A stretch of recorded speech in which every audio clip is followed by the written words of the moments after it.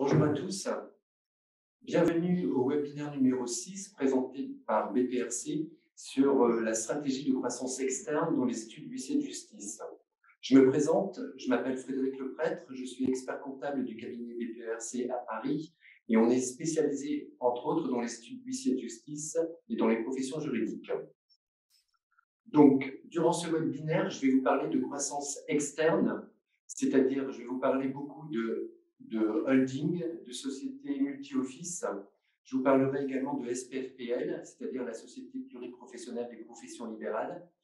Je ne vous parlerai pas, comme je vous parle de croissance externe, je ne vous parlerai pas de croissance interne, c'est-à-dire la croissance interne, c'est tout ce qui permet de développer votre chiffre d'affaires en interne, développer la rentabilité de vos dossiers, développer votre organisation en interne. Je ne vous parlerai pas non plus pendant ce webinaire de tout ce qui est différentes formes de structures juridiques chez les huissiers de justice, puisque cela a déjà fait l'objet d'un webinaire et j'en parlerai prochainement au cours d'un autre webinaire. Et je ne parlerai pas non plus des fusions. La fusion, ça consiste en fait à regrouper 2, 3 ou plusieurs autres droits de présentation en un seul droit de présentation, parce que comme vous le savez, les fusions sont maintenant rejetées au niveau de la chancellerie, parce que d'abord, ça diminue le nombre de droits de présentation et donc ça affaiblit le maillage territorial. Et en plus, la chancellerie considère que les études qui génèrent du chiffre d'affaires, ça relève plus d'un office que d'un bureau annexe. Donc, voyons ensemble le plan que l'on va suivre durant ce webinaire.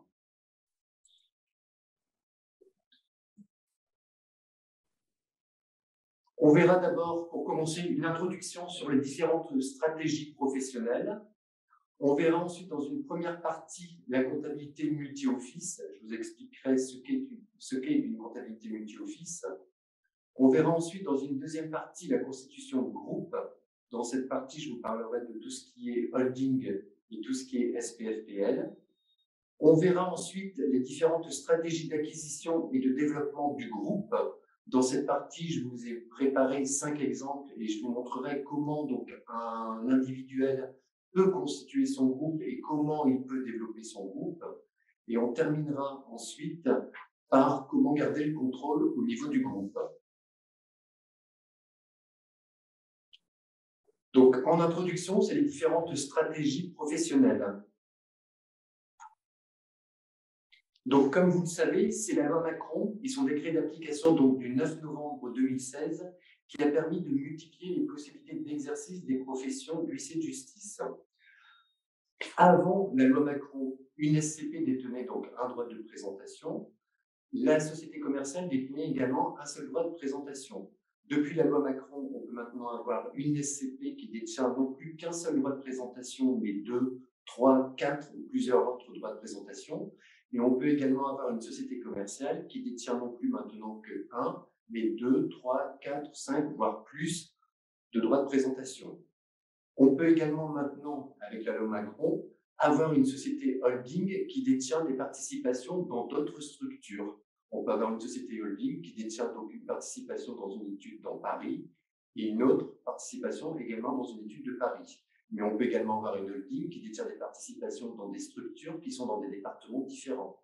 Donc une holding peut tout à fait détenir des participations dans Paris, dans le 92, dans le 91 par exemple.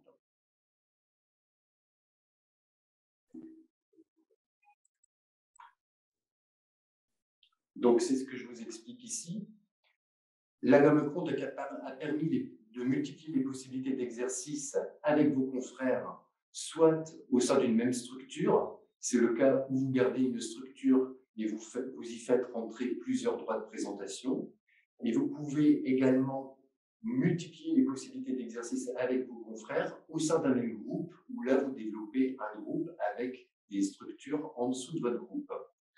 Vous avez également la possibilité de multiplier vos possibilités d'exercice avec les autres professions libérales, juridiques, judiciaires et du chiffre, soit également au sein d'une même structure, soit au sein d'un même groupe.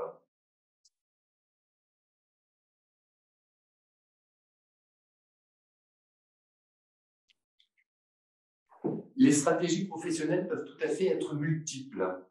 Vous pouvez tout à fait rester dans votre étude et décider par exemple de passer en société commerciale et de créer une holding pour pouvoir éventuellement vous rapprocher ensuite d'un autre groupe ou d'une autre structure. Donc, ça permet de vous préparer à un regroupement avec d'autres structures.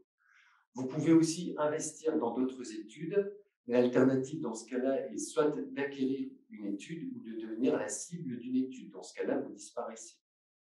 Vous pouvez avoir également une stratégie de transmission. L'objectif, bien sûr, est de fluidifier la transmission entre le départ des personnes aînées qui sont dans l'étude, et ça permet, grâce à ce regroupement, d'intégrer de nouveaux jeunes diplômés et de pouvoir transmettre ensuite l'étude. Vous pouvez également céder une partie de votre capital et rester associé non titulaire. C'est le cas, par exemple, des personnes qui décident de partir à la retraite dans les SEL. Il faut savoir que dans ce cas, donc, les associés qui ne sont plus associés en titre dans l'étude peuvent tout à fait rester associés de l'étude pendant 10 ans, par exemple, dans le cadre d'une SEL. Donc, maintenant, passons tout de suite à la comptabilité multi-office. Donc, comme je vous l'ai dit, la comptabilité multi-office, c'est le cas d'une SCP qui décide de racheter un autre droit de présentation ou une structure commerciale qui décide de racheter 2, 3 ou plusieurs autres droits de présentation dans sa structure. Donc, la comptabilité multi-office a également été est possible maintenant également grâce à également la loi Macron qui date du 9 novembre 2016. Donc, lorsqu'une société est titulaire de plusieurs offices, elle doit avoir une comptabilité qui est distincte et qui est tenue pour chaque office. Donc, pour chaque office, on doit obligatoirement avoir un répertoire, un compte affecté et un suivi des produits et des charges. Donc, si vous avez une étude avec, par exemple, 3 droits de présentation, vous êtes obligé de tenir obligatoirement dans l'étude 3 répertoires et vous devez avoir obligatoirement 3 comptes affectés dans l'office. Vous devez avoir ensuite une comptabilité qui est distincte et qui devra permettre l'édition des documents tels que les journaux, la balance générale, la balance auxiliaire, la balance dossier, le tableau de bord et la liste des écritures quotidiennes. Faites attention, si vous êtes en multi-office, c'est-à-dire que si vous détenez plusieurs droits de présentation, vous devez avoir un contrôle de chambre qui se fait donc par droit de présentation. Donc si vous avez 3 offices, vous avez 3 contrôles de chambre. Et donc, l'expert comptable doit vous rédiger 3 attestations de trésorerie avant le 31 mars pour pouvoir les déposer auprès des chambres. Quand vous êtes en gestion multi-office, vous devez avoir donc un logiciel unique qui permet la gestion des plusieurs répertoires et de plusieurs comptes affectés. Vous n'êtes pas obligé d'avoir plusieurs comptes de gestion. Vous pouvez avoir qu'un seul compte de gestion. Et ensuite, les opérations entre les études, donc entre les droits de présentation, se fait par ce que l'on appelle les comptes de liaison, que je vous expliquerai après. Et chaque office, dans le logiciel, donc, est identifié par son code établissement, donc un code 01 ou 02, qui permettent de sélectionner les éditions que vous souhaitez par étude. Au niveau des comptes de liaison, tels qu'ils ont été définis par la Chambre, il existe 2 comptes de liaison. Le compte 181 000 qui concerne les opérations qui sont liées au dossier, et qui ne sont pas liées au dossier, excusez-moi, et le compte 185 000 qui concerne les opérations qui sont liées au dossier. Donc les comptes de liaison, en fait, permettent de constater les opérations qui intéressent à la fois simultanément plusieurs offices. Le compte de liaison entre les 2 études doit toujours être de même solde et doit être de sens contraire. C'est-à-dire que lors de l'agrégation de la comptabilité, c'est-à-dire lors de la consolidation des comptes, le compte de liaison doit être à 0. Pour votre information et par expérience, ce que je vois dans les sociétés multi-office, c'est que parfois, les études ont tendance à tout comptabiliser sur une seule et même office. Ce qui fait que lorsque l'on imprime un tableau de bord, on a parfois par office donc des tableaux de bord avec des études avec un office qui a une trésorerie qui est très élevée. Et dans l'étude où on comptabilise tous les charges, on a des soldes de trésorerie qui sont très faibles, même négatifs, ce qui est parfois très désagréable lorsqu'on rédige l'attestation de trésorerie. C'est pour cela qu'il a été mis en place les comptes de liaison, le compte 181 000. C'est ce que je vous explique dans les 2 exemples qui suivent sur le côté. Pour les opérations financières, lorsqu'une banque, au niveau d'une étude, a trop de trésorerie par rapport à l'autre, on peut faire une opération d'un compte vers l'autre. C'est-à-dire qu'on va passer par le compte de transition 181 000 pour débiter, pour créditer le compte en banque, donc pour sortir l'argent de l'étude de A, et cet argent, on va le remettre dans l'étude de B vers le compte 181 000. On voit que le compte 181 000 est de même solde et de solde opposé, ce qui permettra lors de la consolidation ou lors de l'agrégation des comptes d'avoir un solde du compte 181 000 qui est à zéro. Donc là, faites attention, si vous rentrez en multi-office, de bien générer les opérations par l'intermédiaire du compte de liaison 181 000 pour éviter que le tableau de bord ne présente des soldes négatifs ou non pas assez suffisants sur le tableau de bord sur une des études. Autre exemple, c'est par exemple le cas où vous avez une charge que vous avez impactée sur une seule et même étude, et cette charge doit être répartie avec un pourcentage sur l'étude B. Dans le cas qui vous est présenté, j'ai débité le compte 181 000 de 10 000 euros et j'ai crédité le compte des charges de 10 000 euros dans l'étude A pour remettre les 10 000 euros sur la charge de l'étude B vers le compte 180 000 au crédit de l'étude B. On a bien le compte 180 000 qui est équilibré et qui est bien de sens opposé.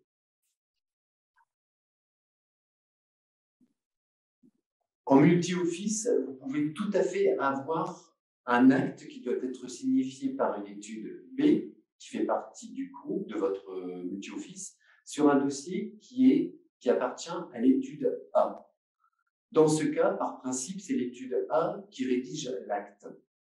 B va lui-même signifier l'acte. Et B, lorsqu'il va signifier l'acte, il va ensuite enregistrer l'acte au répertoire.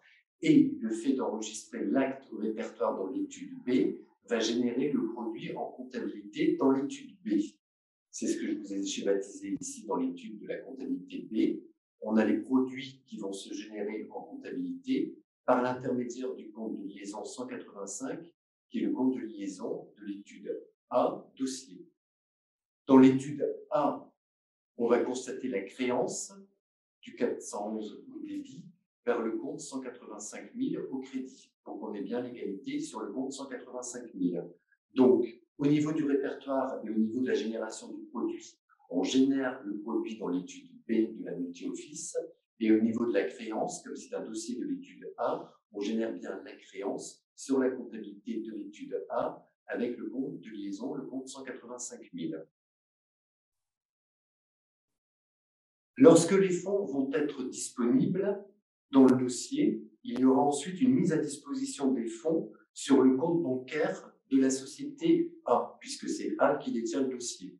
Donc, lorsque les fonds seront disponibles dans le dossier, l'écriture qui va se générer automatiquement en comptabilité, c'est du compte 419 vers le compte 411 pour solder la créance.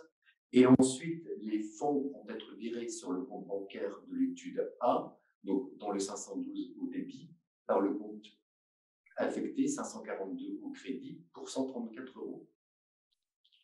Comme c'est une opération qui a été générée par B, B doit prendre en compte le règlement et non l'étude A. Automatiquement, votre logiciel va générer donc une écriture dans les deux études pour pouvoir générer le versement du règlement dans l'étude B. C'est-à-dire que dans l'étude A, il va y avoir une écriture automatique qui va débiter le compte 185 000 vers le compte 180 000. Et dans l'étude B, il y a une écriture qui va se générer automatiquement pour débiter votre compte 181 000 et créditer le compte 185 000. Donc, globalement, la trésorerie va être rapatriée sur le compte de trésorerie de l'étude B et non plus sur le compte de l'étude A, puisque c'est l'étude B qui a réalisé le produit. Et lors du règlement de la TVA, comme c'est l'étude B qui a généré le produit, c'est B qui va devoir générer la TVA. Faites attention, une petite remarque, quand vous êtes en gestion multi-office, tout ce qui est TVA, vous ne faites qu'une seule TVA, vous ne faites pas une TVA par office. Donc, pour résumer, lorsque vous êtes en gestion multi-office, quand vous êtes en gestion multi-office, vous avez donc plusieurs droits de présentation à l'actif de votre bilan. Si vous avez autant de comptes affectés que vous avez de droits de présentation, Et vous pouvez avoir qu'un seul compte de gestion, sachant que les écritures d'un compte de gestion à l'autre se feront par les comptes de liaison. Et vous pouvez tout à fait avoir une étude, un office qui peut très bien réaliser, qui peut suivre un dossier pour un dossier qui est traité normalement par un autre office de la même étude. Et au niveau des déclarations de TVA, comme je vous le rappelle, vous n'avez qu'une seule déclaration de TVA pour toute l'étude complète. Faites attention également au niveau de la paye. Si vous avez des offices dans des études différentes, obligatoirement, vous avez des comptes URSSAF pour chaque département, par contre. Donc, au niveau de la paye, tout ce qui est règlement des cotisations URSSAF, c'est dispatché bien par département ou par étude.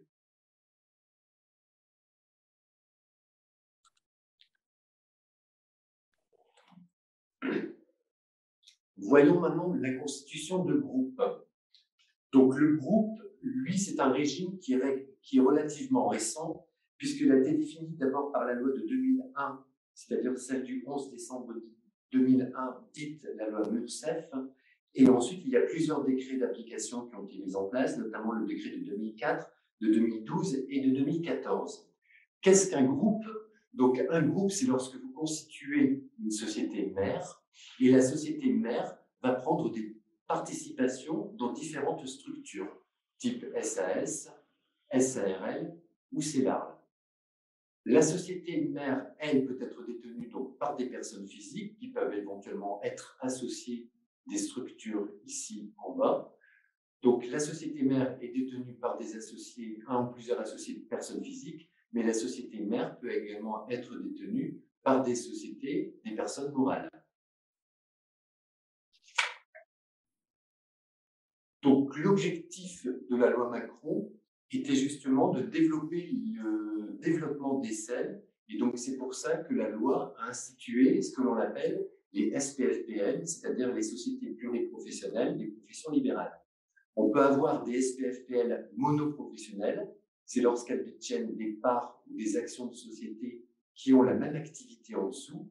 Donc, on a une société holding qui peut prendre la forme d'une SAS ou d'une SARL, qui détient, par exemple, en dessous que des études du lycée de justice.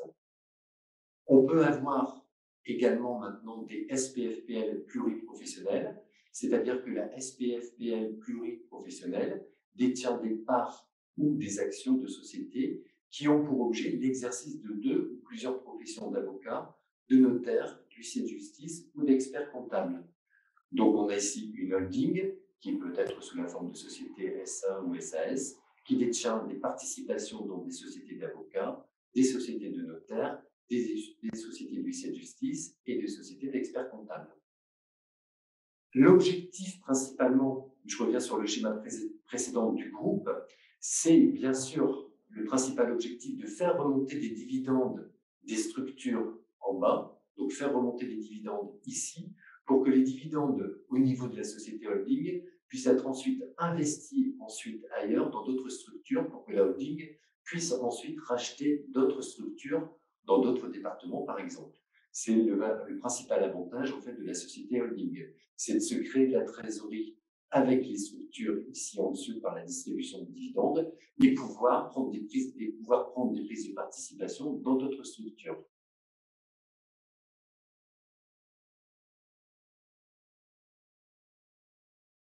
Faites attention au niveau de l'activité des holdings, elles détiennent principalement des titres et elles ont par principe une activité très limitée par la loi.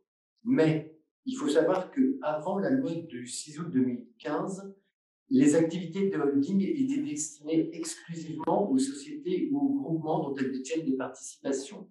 Par contre, depuis le 6 août 2015, vous pouvez tout à fait avoir des sociétés holding qui peuvent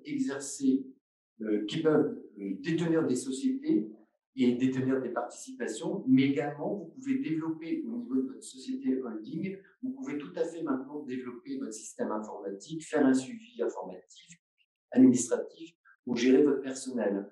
Donc maintenant, avant les holdings étaient purement financières, maintenant au niveau de votre société holding, vous pouvez tout à fait rapatrier tout le système administratif dans la holding. Toute la gestion de la paye peut également être amenée au niveau de la holding.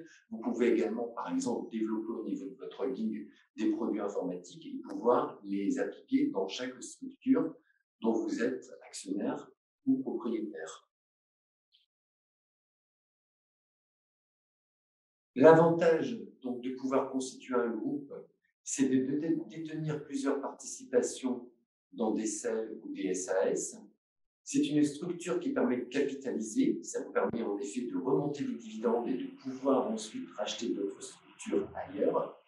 C'est une structure qui est maintenant interprofessionnelle. Vous pouvez tout à fait avoir au niveau de votre holding d'autres professions autres que les huissiers de justice, donc prendre des participations dans d'autres structures.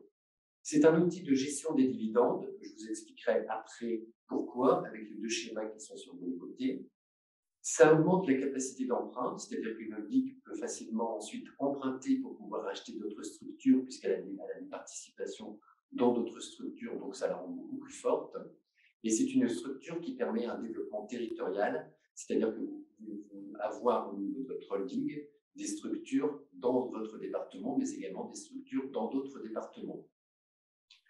Au niveau de la distribution de dividendes, si vous regardez votre schéma de gauche, si vous avez une société d'exploitation type SAS ou SEL, la société, si elle génère donc du bénéfice et donc une possibilité de distribution de dividendes, si vous vous distribuez des dividendes, la remontée des dividendes donc à une personne physique X sera taxée à la flat tax au taux de 30%. C'est-à-dire que X va payer tout de suite la flat tax au taux de 30%. C'est la société plutôt qui paye la flat tax. Mais il y aura une flat tax de 30%. Par contre, si vous mettez un intermédiaire entre X et la société d'exploitation, si vous mettez une société holding, le fait pour la société d'exploitation de faire remonter des dividendes, donc à la structure au-dessus, c'est-à-dire à la structure holding, les dividendes seront taxés à un taux inférieur à 2%. C'est ce qu'on appelle le régime mère-fille. Donc l'avantage de constituer une holding, c'est de faire remonter donc, des dividendes des sociétés qui sont en dessous, et la remontée des dividendes est exonérée de taxes tant qu'il reste dans la holding. C'est-à-dire qu'avec cet argent, vous pouvez ensuite réinvestir dans d'autres structures. Par contre, faites attention, si la holding décide de distribuer de l'argent à la personne X, obligatoirement, comme il y a une remise, comme c'est une personne physique, si vous faites une remontée ensuite de la holding des dividendes à X, il y aura obligatoirement flat tax ou imposition à 30%.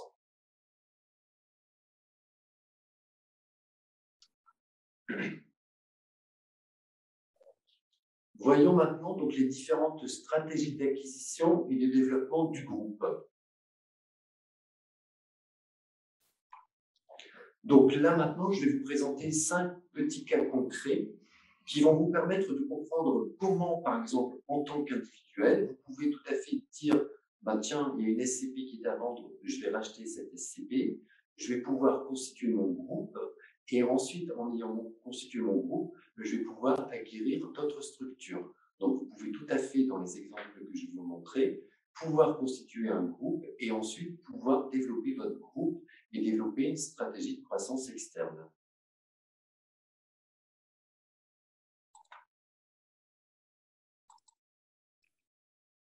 Donc, dans le premier exemple, on va en voir 5, c'est l'acquisition d'une SCP suite à un départ à la retraite. Donc, si vous regardez sur votre schéma de gauche, vous avez une SCP qui a une valeur de 1 000 € avec un associé qui détient donc la SCP à 100%, qui désire partir à la retraite. Vous êtes l'associé A. L'associé A veut constituer un groupe. Comment peut-il constituer un groupe? Donc, A va d'abord constituer une holding et va apporter un capital de 100 000 €. Ensuite, A va constituer une CELARL, la CELARL A, qui aura pour objectif de racheter le droit de présentation de la SCP. La SPFPL, elle, va devenir actionnaire de la CELARL A et donc va apporter le capital à hauteur de 100 000 € dans la CELARL A, puisqu'elle a de la trésorerie, elle va pouvoir apporter donc un capital dans la CELARL de 100 000 €. L'associé A, lui, va rester en titre à hauteur de 1% dans la structure SEL, ici nouvellement créée. Donc voilà comment vous pouvez constituer votre groupe suite à une SCP avec un associé qui part à la retraite. Vous, en tant qu'associé A, vous créez une holding avec un capital de 100 000 euros. Vous créez ensuite une CELARL A qui va acheter le droit de présentation par un emprunt à hauteur de 1 million d'euros. Et la SCP et la SPFPL va rentrer dans le capital à hauteur de 99 000 euros, à hauteur de 99%, donc 100 000 euros arrondi à 100 000 euros. Et l'associé A va devenir en titre dans la CELARL à hauteur de 1%. Comptablement, au niveau du bilan de la SPFPL, donc la société holding, au moment de la création, l'associé A apporte 1 000 euros et les titres, l'apport de 1 000 euros va apparaître en trésorerie pour 1 000 euros dans la SPFPL. Ensuite, la SPFPL va acquérir le capital de la structure A, c'est-à-dire que les disponibilités vont rentrer en titre de celle A, c'est-à-dire que les 100 000 euros vont partir dans la structure A en dessous. Au niveau de la structure qui est en dessous, donc elle va avoir un capital de 100 000 euros qui sera détenu donc à 99% par la holding et à 1% par l'associé A. Et elle aura donc une disponibilité, donc une trésorerie de 100 000 euros. Et ensuite, la société A va faire un emprunt de 1 million d'euros pour pouvoir acheter le droit de présentation de 1 million d'euros de l'ancienne structure SCP. Donc voilà le premier cas, une SCP avec un départ à la retraite et un huissier qui décide de constituer son groupe. Ensuite, vous voulez intégrer une SCP. C'est-à-dire que vous êtes, vous, toujours associé A et vous détenez à 100% une holding. La holding détient 99% d'une celle A qui vaut 1 million d'euros. Et vous, A, vous êtes associé en titre à hauteur de 1% dans la celle A. Vous avez pour objectif de racheter une SCP qui a une valeur de 1 million d'euros. La SCP est détenue par un associé B à hauteur de 70%. Et par un associé C à hauteur de 30%. Et la société cible vaut également 1 million d'euros. Le principe, c'est qu'on va donc constituer, à la place de la SCP, on va constituer une CELARL qui va racheter donc le droit de présentation à hauteur de 1 million d'euros. C'est-à-dire que la CELARL va s'endetter à hauteur de 1 million d'euros pour acheter le droit de présentation de la SCP. B, lui, va partir à la retraite, et donc C, lui, B va encaisser, donc suite à la vente, 700 000 euros. C va encaisser, suite à la vente de la SCP à la CELARL, il va encaisser 300 000 euros. Et C va rester associé de la structure. Donc C va devoir réinjecter en capital 30 000 euros, on va dire que c'est le capital de la nouvelle structure qui est créée. Et la SPFPL, elle, va investir 70 000 euros pour intégrer le capital de la structure B. Donc, on aura une structure B avec un capital de 100 000 euros qui sera détenue à 70% par la SPFPL et à 30% par l'associé C. Donc, on a ici un montage de groupe avec une SPFPL qui est détenue par A, qui détient 99% d'une CELARL A et 70% d'une CELARL B. Comptablement, au niveau de la nouvelle structure B, la nouvelle structure B aura un capital de 100 000 euros, détenu donc à hauteur de 70 000 euros par la holding et 30 000 euros par l'associé C restant. Et la nouvelle structure va faire un emprunt d'1 million d'euros pour acquérir le droit de présentation de la SCP. Au niveau de la holding, il n'y a rien de particulier. Au niveau de la holding, elle a un capital, comme je vous l'ai dit tout à l'heure, de 100 000 euros. Elle a des titres dans la CELARL A de 100 000 euros. Elle a donc des réserves pour 950 000 euros. Et donc, elle a une disponibilité de 950 000 euros puisqu'elle n'a pas sorti la trésorerie. Donc, elle peut tout à fait utiliser sa trésorerie pour racheter la part au capital de la structure B à hauteur de 70 000 euros. Donc, ça, c'était le deuxième cas où on a une SCP que l'on veut racheter pour l'intégrer au groupe. Le troisième cas concret, c'est lorsque l'on décide, lorsqu'on a toujours donc notre montage en groupe avec notre associé A qui détient la SPFPL à hauteur de 100% et la SPFPL détient une structure A à hauteur de 99%. Et on a pour cible une SCP, donc qui a une valeur de 1 million d'euros, avec deux associés, l'associé B et l'associé C. Mais B et C veulent faire un apport au niveau d'une nouvelle structure, c'est-à-dire qu'ils ne veulent pas qu'on leur achète la totalité de leur part. Pour cela, donc tout à l'heure, on était dans le cas d'un rachat, c'est-à-dire que la structure CELAR B rachetait la SCP cible. Ici, B et C veulent rester dans la structure. Donc, pour rester dans la structure, ils vont créer une CELAR B et ils vont décider d'apporter le droit de présentation de 1 million à la structure B. Ensuite, la holding, elle, va prendre une participation dans la structure B, c'est-à-dire qu'elle va racheter les parts de B et C à hauteur de 50%. Comme la structure C cible vaut 1 million d'euros, elle va racheter les parts de B et C à hauteur de 500 000 euros. Et en rachetant les parts de B et C à hauteur de 500 000 euros, ça diminue bien sûr la participation de B de moitié, qui va passer à 35%, et ça va baisser la répartition de C de moitié, qui va passer à 15%. B et C resteront toujours majoritaires à 50% dans la structure B, et la société holding sera également à 50% dans la structure B. Comptablement, au niveau de la SEL, donc on va faire un apport du droit de présentation de l'ordre de 1 million d'euros. Donc la contrepartie, ce sera le droit de présentation pour 1 million d'euros. À l'origine, lorsqu'on apporte le droit de présentation, elle est détenue par B à hauteur de 70% et C à hauteur de 30%. Ensuite, comme je vous ai dit précédemment, la holding, elle, va racheter les parts de B et C de moitié. Donc, B et C vont encaisser 500 000 euros au prorata de leur part. Et donc, le capital après le rachat par la holding ne se modifiera pas. On aura toujours un capital de 1 100 000 euros avec un droit de présentation de 1 million d'euros dans la structure B, mais la répartition du capital sera différente. On aura la SPFPL qui sera dans la structure à hauteur de 50%, B à hauteur de 35% et C à hauteur de 15%.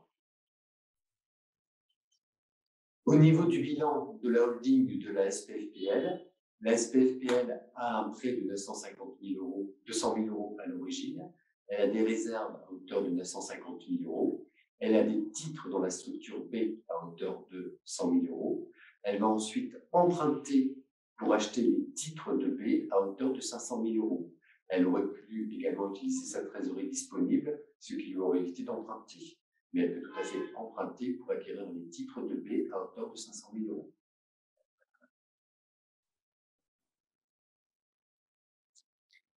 Donc, sur les cas précédents, c'était toujours la holding qui avait pour vision de reprendre une SCP. Ici, dans le quatrième cas, on a toujours donc notre associé A qui est propriétaire de la holding à 100%. La holding détient 99% de la structure celle A et A est mis en titre dans la celle A. Et là, donc, la société holding a pour vision de racheter une celle B qui a une valeur de 1 million d'euros. La SPFPL donc, va devoir acheter les titres de la celle B, sachant que B et C décident de partir de la structure B.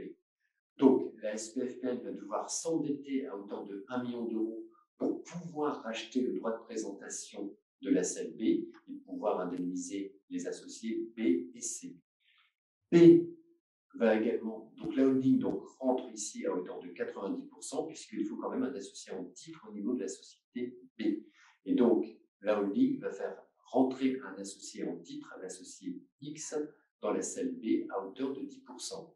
Donc, le capital au niveau de la celle B sera détenu donc à hauteur de 90% par la celle B, par la holding, et à hauteur de 10% par le nouvel associé rentrant.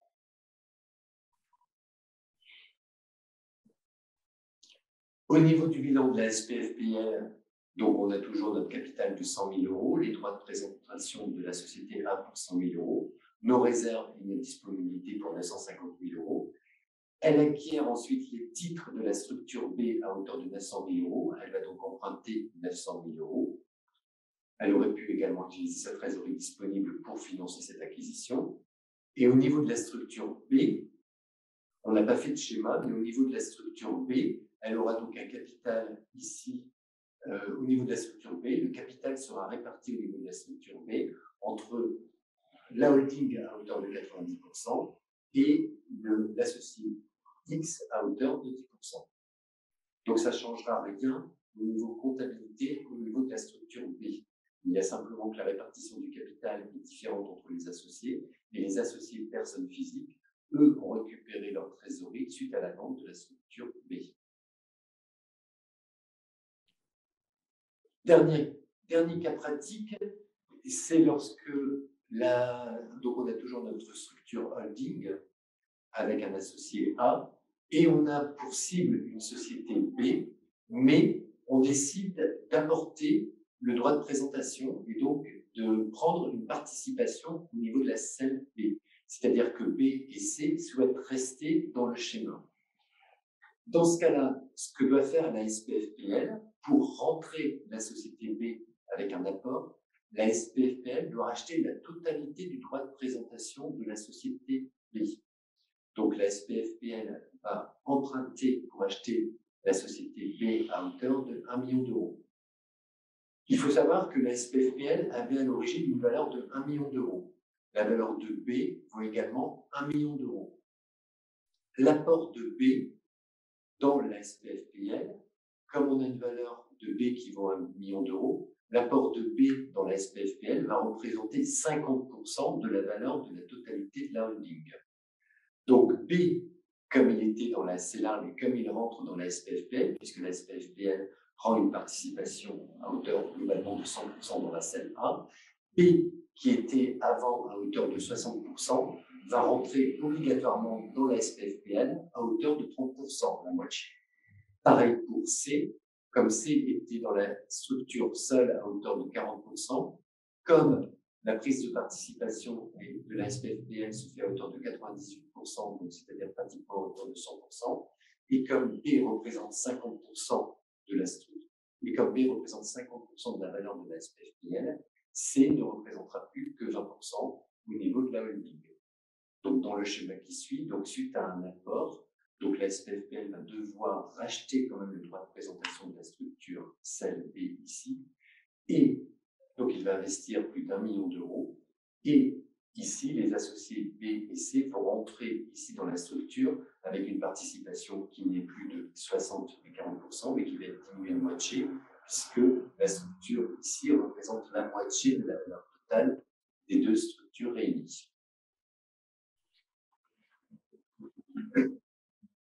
Globalement, dans le bilan de la SPFPL, on aura toujours notre capital à hauteur de 100 000 euros avec les titres de A avant l'opération d'apport. Suite à l'opération d'apport, donc la celle B va emprunter 980 000 euros pour les verser à la structure qui est juste en dessous. Le capital, l'apport, donc les associés B et C ont apporté leur droit de présentation à la structure, c'est-à-dire que le capital qui était de 100 000 dans la structure B passera à 1 100 000 dans la holding, et la holding qui était détenue avant à 100% par A sera détenue maintenant à 50% par A, et détenue donc par B à 30% et C par 20%, à 20%.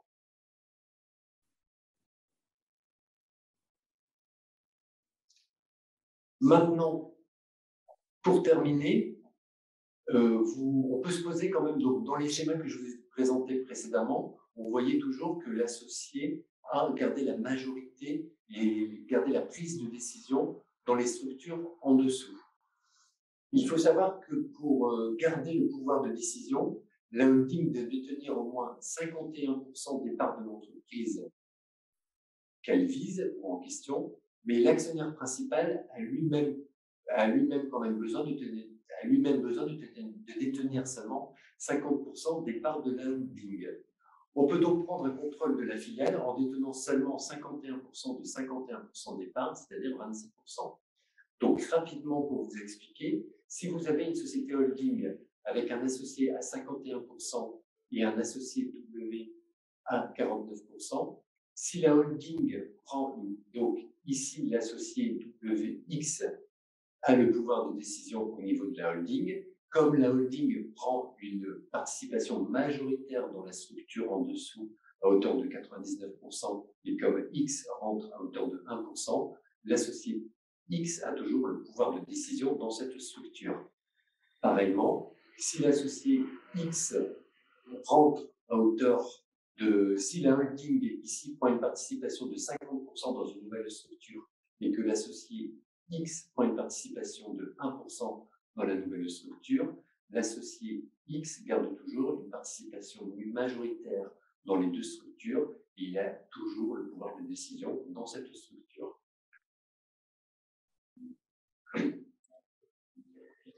J'ai essayé de faire vite à la fin puisque le temps passait. Donc, je sais, si vous avez des questions, on va ouvrir les micros, éventuellement si vous avez des questions à poser. Et éventuellement, n'hésitez pas donc à me contacter si vous avez d'autres questions ou si vous avez des précisions complémentaires ou si vous avez des projets de vous installer ou des projets de rapprochement avec d'autres structures. Retenez, parce que c'est un peu compliqué le montage en groupe, retenez principalement que si vous voulez vous basculer et vous rapprocher d'autres études, vous n'êtes pas obligatoirement obligé de vous transformer en société commerciale. Une SCP peut tout à fait se rapprocher d'une autre SCP et acheter plusieurs droits de présentation. Si vous êtes en structure commerciale, vous n'êtes pas obligé de monter obligatoirement une structure holding. Vous pouvez tout à fait, à l'intérieur de votre structure commerciale, racheter un droit de présentation de plusieurs autres structures en forme commerciale. Et si vous avez déjà constitué une holding, c'est-à-dire que si vous avez déjà monté un montage holding, vous pouvez tout à fait, par l'intermédiaire de votre holding, c'est l'objectif, prendre des participations dans des structures de départements différents ou dans les mêmes départements. Faites attention, au niveau de la multi-office, vous pouvez avoir également une multi-office avec des structures qui sont dans des départements différents. Vous pouvez tout à fait avoir une SCP avec une SCP qui est dans la 2 ou dans le 75, ça ne pose aucun problème.